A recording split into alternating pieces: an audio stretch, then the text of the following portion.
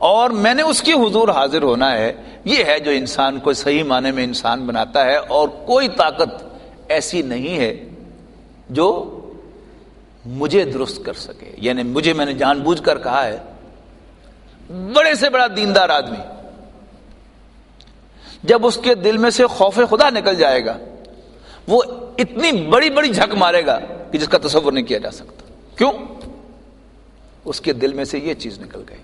قرآن مجید نے بڑی زبردست ایک مثال دی ہے سورہ اعراف کے آخر میں.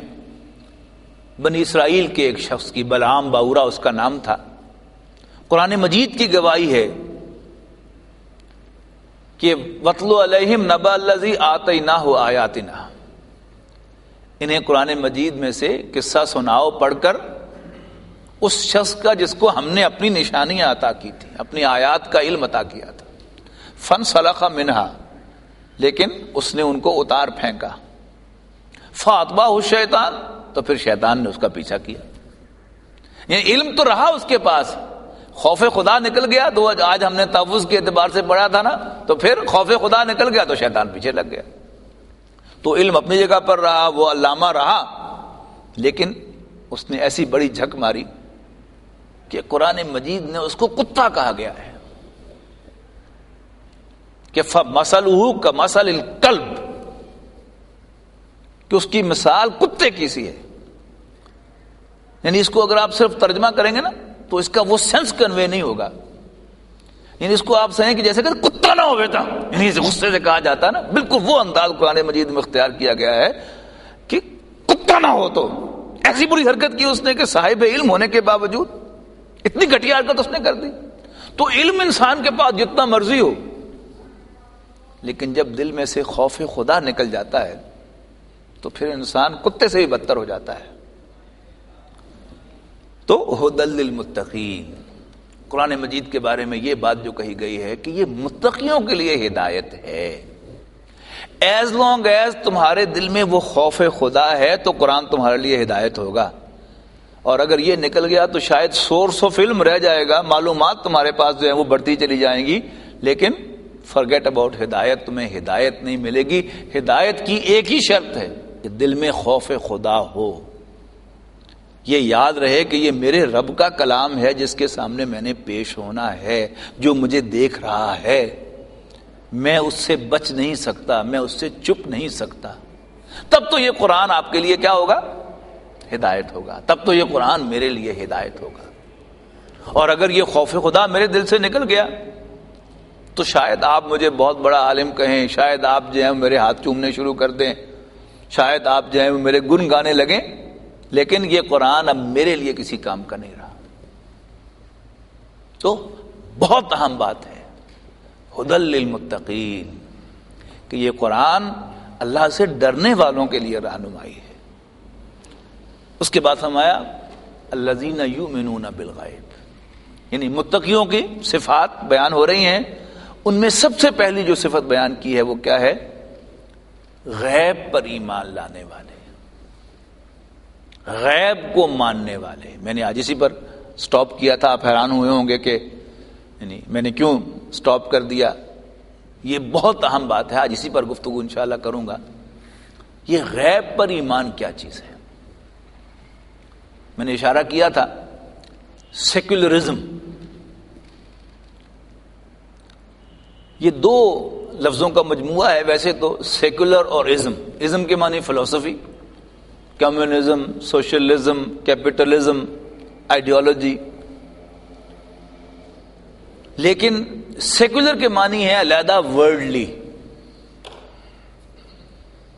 اور میں نے کہا تھا نا کہ ونڈو ڈریسنگ اس کی ہے کہ یہ separation of church and state ہے. یہ صرف ونڈو ڈریسنگ ہے، جبکہ سیکولرزم کی اصل حقیقت جو ہے وہ اور ہے.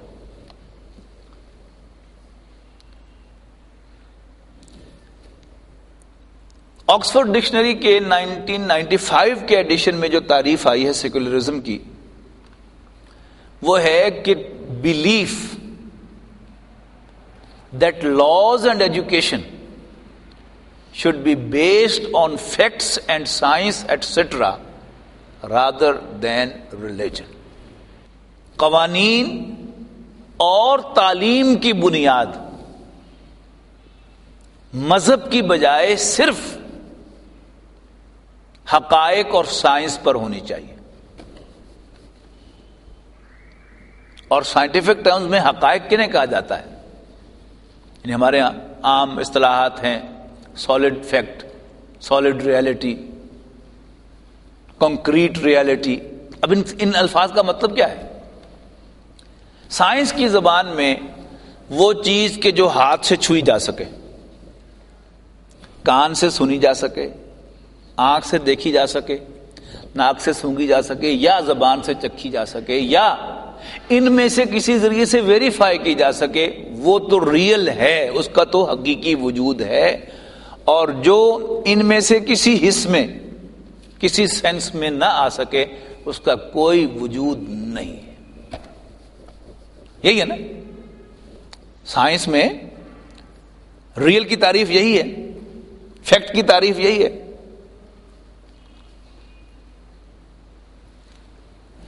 اب جو پہلی 5 ہیں وہ تو ڈائریکٹ سمجھ میں آتی ہیں، صرف ایک تھوڑی سی وضاحت کی ضرورت ہے کہ ان میں سے کسی ذریعے سے ویریفائی ہو سکے. سائنس کلیم کرتی ہے کہ یہاں الیکٹرو میگنیٹک ویوز ہیں، لیکن ہمیں نظر تو نہیں آ رہی. نہ ہم چکھ سکتے ہیں، نہ چھو سکتے ہیں، نہ سن سکتے ہیں، نہ سونگ سکتے ہیں. لیکن ابھی فون کی گھنٹی بجے گی تو کنفرم ہو جائے گا کہ یہ میرے فون کا کنیکشن ان ویوز کے ذریعے سے دوسرے فون کے ساتھ کنیکٹ ہوا ہے. تو ویریفائی ہو گئی، تو یہ تو ریئل ہو گئی. جو چیز نہ حواس خمسہ کی ڈائریکٹ گرفت میں آئے، نہ حواس خمسہ میں سے کوئی حص اس کو ویریفائی کر سکے، اس کا کوئی حقیقی وجود نہیں ہے. اب آئیے ہمارا دین کیا ہے؟ ہمارے دین کی روح سے سب سے بڑی حقیقت کیا ہے؟ اللہ سبحانہ و تعالی. اب وہ کیا ہے؟ نہ دکھائی دیتا ہے، نہ سنائی دیتا ہے، نہ ہم اس کو ہاتھ لگا سکتے ہیں، نہ چکھ سکتے ہیں، نہ سونگ سکتے ہیں، اور نہ ان ذرائع میں سے کسی ذریعے سے اس کو ویریفائی کر سکتے ہیں. تو معلوم ہوا کہ سیکولرزم کے ساتھ یعنی پہلی الف بے جو ہے وہی مختلف ہے. یعنی سیکولرزم جو ہے وہ ایمان کو اکاموڈیٹ ہی نہیں کر سکتی. سیکولر مائنڈ جو ہے اس کے لیے قرآن ہدایت نہیں ہے.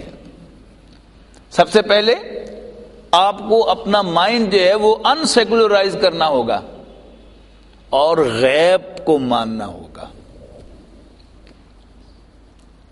پھر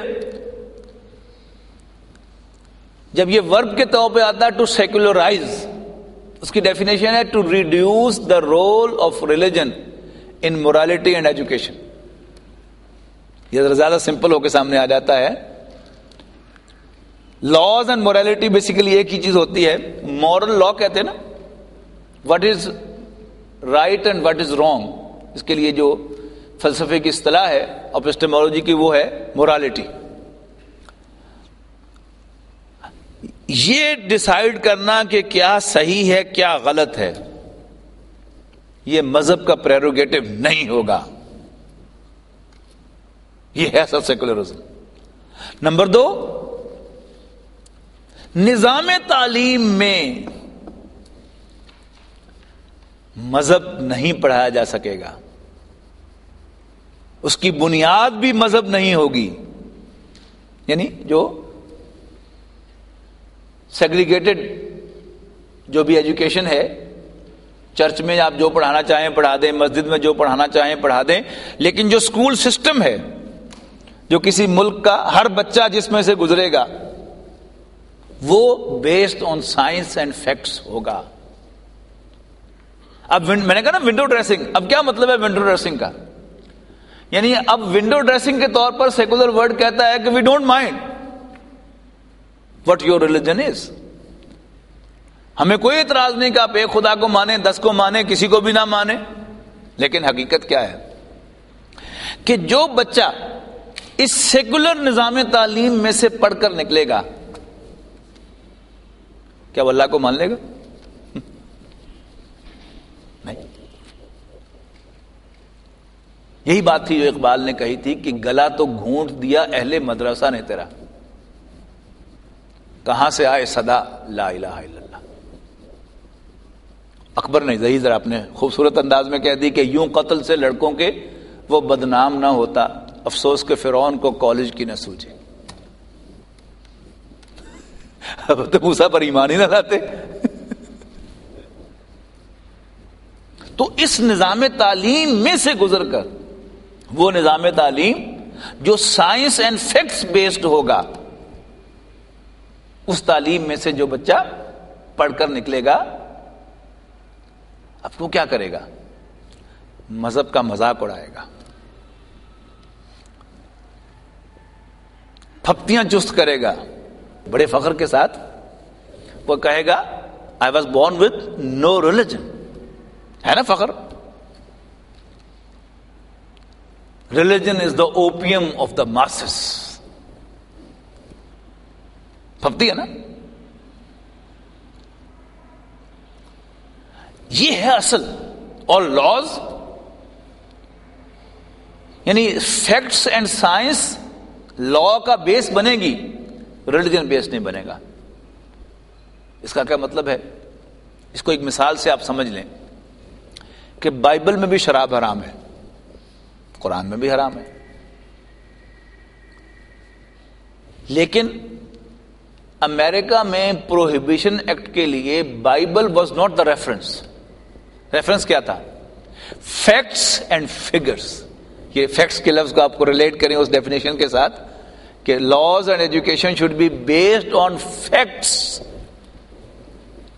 یعنی فیکٹس اینڈ فگرز نے یہ ثابت کیا کہ اس سے اتنے راز فاش ہوئے، اس سے اتنے ایکسیڈنٹس ہوئے، اتنی اموات واقع ہوئی، پولیس اور ہاسپٹلز کی انڈیو انوالومنٹ کی وجہ سے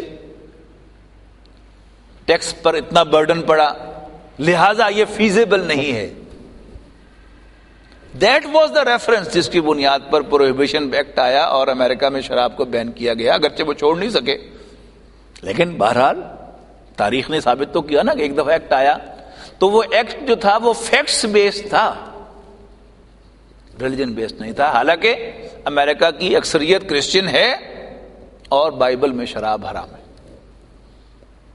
تو یہ مطلب ہے اس کا کہ the laws and education should be based on facts and science etcetera rather than religion. اب ایک بچہ اس نظام تعلیم میں سے نکل کر آئے گا، پہلی بات تو وہ کہ اللہ ہی کو نہیں مانے گا، پھر نبی کو کیسے مانے گا؟ نبی کو بھی نہیں مانے گا۔ اچھا، اب اثرات ہوں گے، یعنی امیلگمیشن ہوگی نا۔ ایک گھر کا ریلیجس ماحول ہے، اس کی بنیاد پر اس کو بچپن سے پڑھایا گیا ہے، بتایا گیا ہے کہ نبی اکرم صلی اللہ علیہ وسلم اللہ کے رسول ہیں،